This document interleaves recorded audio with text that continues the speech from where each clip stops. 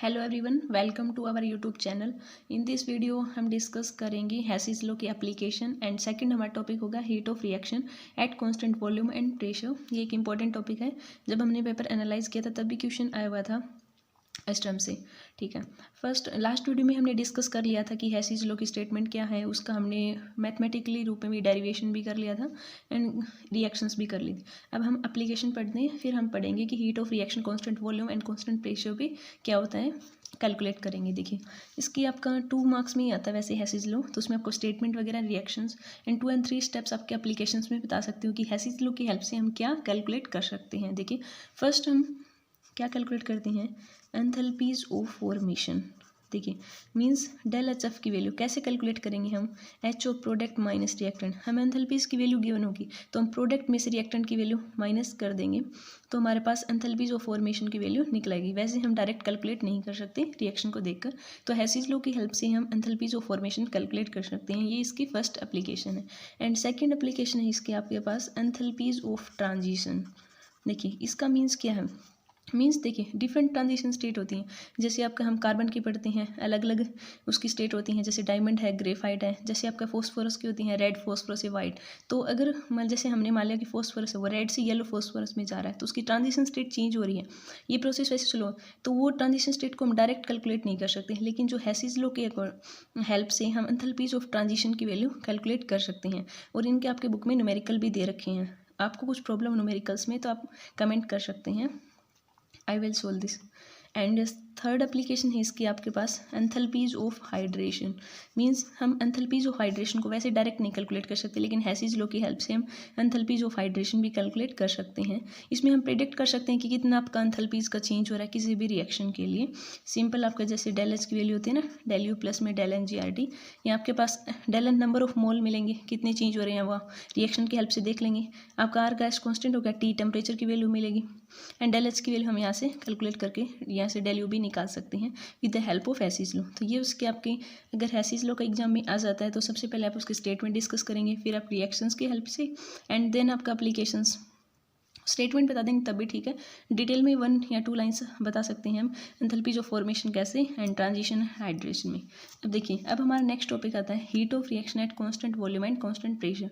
देखिए, इसका मीन्स ये हमें पता है कि आपका कोई भी प्रोसेस हो, जैसे हीट चेंज होती है किसी भी प्रोसेस के लिए, वो कैरी हो रही है या तो कांस्टेंट प्रेशर पे और कांस्टेंट वॉल्यूम, दोनों में डिफरेंस होता है। जैसे कांस्टेंट प्रेशर पे होते हैं तब हम एंथैल्पीज कैलकुलेट करते हैं del H, and constant volume पे रिएक्शन हो रही है तब हम इंटरनल एनर्जी कैलकुलेट करते हैं। अब देखिए, हम इनकी वैल्यूज़ निकालते हैं कि क्या होती है, कि जब हम हीट का चेंज हो गया आपके कांस्टेंट वॉल्यूम पे एंड प्रेशर पे तो कितना चेंज होगा, क्या वैल्यूज़ आती हैं आपके पास।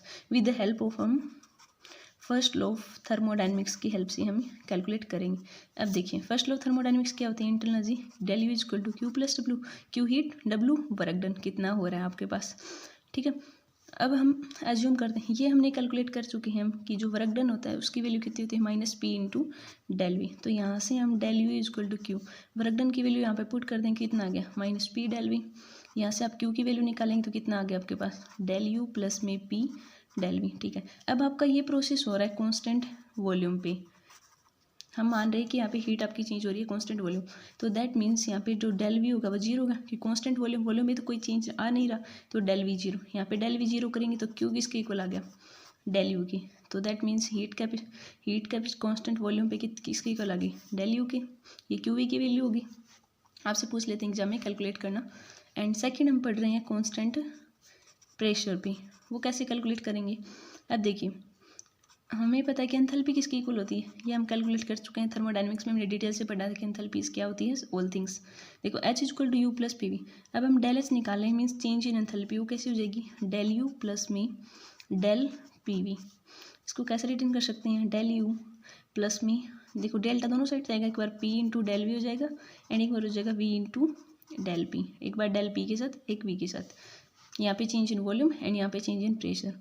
अब हमारे पास जो ये प्रोसेस है वो किस पे कैरी हो रहा है, कांस्टेंट प्रेशर पे। तो दैट मीन्स यहाँ पे आपका जो डेल पी होगा वो जीरो, मीन्स प्रेशर में कोई चेंज नहीं आ रहा, तो यहाँ पे डेल पी की वैल्यू जीरो पुट करेंगे।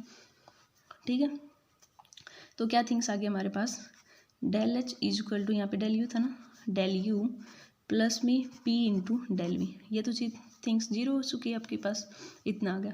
अब हमने देखिए जो डेल यू की वैल्यू क्या निकाले थे यहाँ से, क्यू माइनस में पी डेल वी, ये पुट कर सकते हैं यहाँ पे, तो कितना आ जाएगा, Q minus P del V plus में P del V, minus plus cancel, तो इसका मतलब Q P is equal to किसके इक्वल आ गया, डेल एच के। ठीक है, ये प्रोसेस हो रहा है आपका हीट एट कांस्टेंट प्रेशर पे, तो किसके इक्वल आ गया, डेल एच के। तो ये टू थिंग्स पूछ सकते हैं कि हीट आपके पास हीट ऑफ रिएक्शन का चेंज कांस्टेंट वॉल्यूम पे डेल यू के इक्वल आती है and Q P del H के इक्वल आती है। एंड रिलेशन पूछ सकते हैं del H and del U पे। देखिए ये कैसे हो सकता है, ये हमें पता है कि टू आइडियल गैसेस जैसे पी वी इक्वल टू क्या होती है एन आर टी, हमने टू मान ली, हमें पहली गैस के लिए N one number of moles है, सेकेंड के लिए हमने मान लिया volume change V two N two R T, दोनों का चेंज निकालें तो क्या हो जाएगा, P V two minus V one equal to, देखिए N two minus N one R T, means N two minus N one का means change in number of mole gas के। यहाँ पे हम V two minus V one को del V लिख सकते हैं, तो यहाँ पे आ गया del N G R T. ठीक है, ये नंबर ऑफ मोल गैसेस की कितनी चेंज हो रही हैं आपके पास एन टू से एन वन। ठीक है, ये हमने पी डेल वी की वैल्यू कैलकुलेट कर दी। अब देखिए del H is equal to क्या होता है आपके पास, डेल यू प्लस में हमने देखा था del H is equal to del U plus del P V था। अब यहाँ से हम पी डेल वी की वैल्यू पुट करें तो क्या आ जाएगी, प्लस में del N G R T, तो ये रिलेशन आ गया आपका एच एंड यू में, तो del H is equal to किसके इक्वल होता है, del U plus del N G R T. ठीक है, डेल एच क्या होता है आपका हीट कांस्टेंट प्रेशर पे, del U means constant volume पे, प्लस में del N G R T. ठीक है, एंड जो पेपर हमने एनालाइज किया था उसमें क्वेश्चन पूछा हुआ था कि जो आपके पास हीट है कि डेल एच डेल यू की इक्वल कब होगा, heat of reaction constant volume equal to constant pressure कब होता है, तो आपका क्वेश्चन पूछ रहा था 2 मार्क्स में। तो उसमें कंडीशंस कब हो सकती है कि देखो क्यू पी इक्वल होना चाहिए क्यू वी, कब हो सकता है, वन कंडीशन तो ये हो सकती है आपके पास कि जहाँ पे डेल एन जी जीरो हो, that mean change in number of moles zero हो, कोई भी रिएक्शन है मीन्स यहाँ पे भी 2 नंबर ऑफ मोल है प्रोडक्ट में भी, तो दोनों का माइनस करेंगे तो जीरो। तो वन कंडीशन ये है कि जब डेल एन जी जीरो आपका तो क्यू पी किसके इक्वल आ जाएगा, क्यू वी के। ठीक है, means reaction which do not involve any gases component, तो यहाँ पे del N G. And second process क्या हो सकता है, जब आपके पास जो रिएक्शन है वो कैरी हो रही हो क्लोज वेसल में, क्लोज में तो वहाँ पे volume change in volume zero आ जाएगी। ठीक है, तो डेल वी वाले टर्म अपने आप del N G number of mole zero. तो ये 2 थिंग्स आप बता सकते हैं कि जब आपका डेल एन जी जीरो हो मीन्स इन्वॉल्व गैसेज रिएक्टेंट और प्रोडक्ट के नंबर ऑफ मोल्स सेम हो, या हो सकता है आपके पास कोई भी गैसेज कंपोनेंट नहीं हो। एंड सेकंड हो सकता है कि जब आपके पास डेल वी जीरो हो तब आपके पास Q P equal to Q V. तो आई होप आपको ये समझ आया होगा कि Q P and Q V पूछ लेते हैं आपसे, एंड हेसिस लॉ की आप एप्लीकेशन बता सकते हैं। Thanks for watching my channel.